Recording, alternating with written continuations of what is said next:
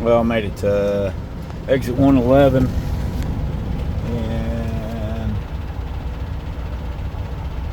Turn right onto Metter, I-16 Georgia. Get out here and check the load. Everything's riding good. Boy, she hit some bugs. I guess I need to put something on that next time I ever do one.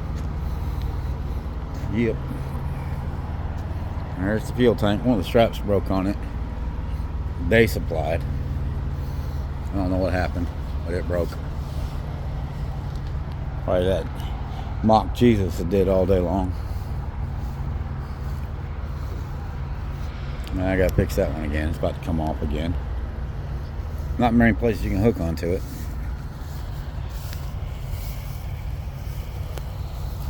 Well, y'all have a good night. I'm gonna get something to eat.